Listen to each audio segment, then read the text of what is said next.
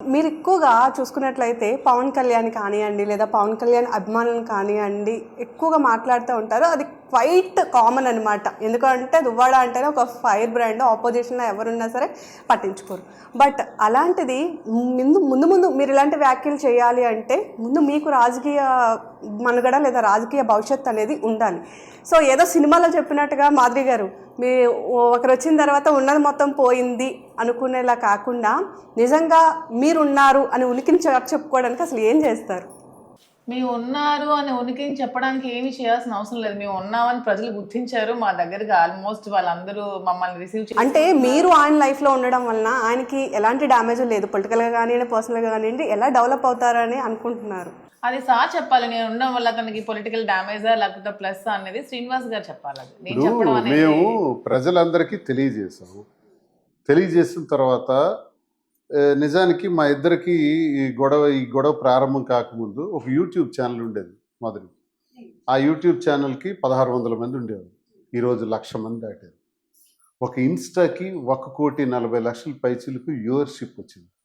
ఇది ఒక celebrity stage అన్నది ఈ ఇన్సిడెంట్స్ వల్ల వచ్చింది.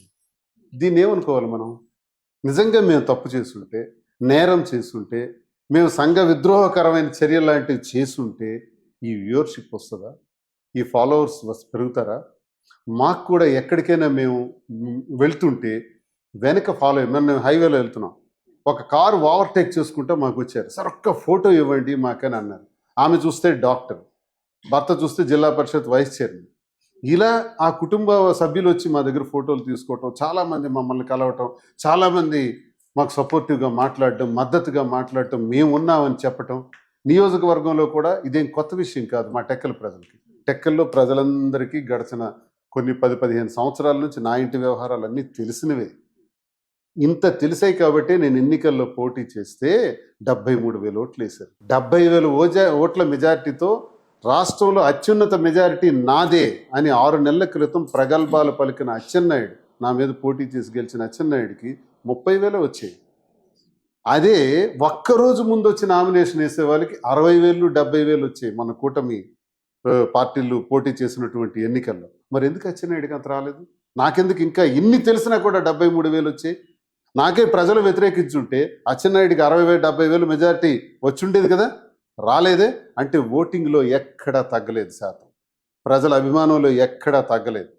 అంత యథాస్థితి, అంతా బాగుంది. ప్రజల మన్ననలు మాకున్నాయి. ఈ టెక్కల నియోజకవర్గానికి ఆ ఇబ్బందే లేదు. రాష్ట్రంలో 2 రాష్ట్రాల ప్రజలకి మేమెవరో తెలిసాం. ఈ సమస్య వల్ల తెలిసిన వాళ్ళకి, తెలియని వాళ్ళకి, అర్థం చేసుకున్న వాళ్ళకి, అర్థం చేసుకోలేకపోయిన వాళ్ళకి మేము క్లారిటీగా విషయాన్ని విశదీకరించాం. అప్పుడు మాకు ఆటోమేటిక్గా ప్రజల నుంచి ఫాలోఅప్ వచ్చింది. ఈ ఫాలోఅప్ ఎలా వచ్చిందంటే ఆఖరికి ఈమెకి మా శారీ స్టోర్స్ పెద్ద ఉన్నాయి, మాకు ఒక యాడ్ ఇవ్వండి. నెక్లెస్ మా గోల్డ్ షాప్స్ ఉన్నాయి, జ్యువెలరీ షాప్స్, మాకు ఒక యాడ్ ఇవ్వండి అని అడిగే వాళ్ళు బయలుదేరారు. నిజంగా మాకు చెడ్డ పేరు ఉంటే యాడ్ ఇవ్వమని పెద్ద పెద్ద కంపెనీలు మాకు ఎందుకు వస్తాయి?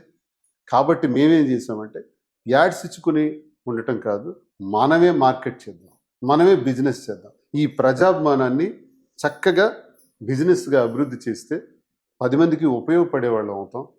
మా మీద ఆధారపడిన వ్యక్తికి, ఈ కుటుంబాలపైన, మా కుటుంబం మీద ఆధారపడిన వ్యక్తులకి సపోర్ట్గా ఉంటాం. పిల్లలకి ధైర్యాన్ని ఇచ్చిన వాళ్ళం.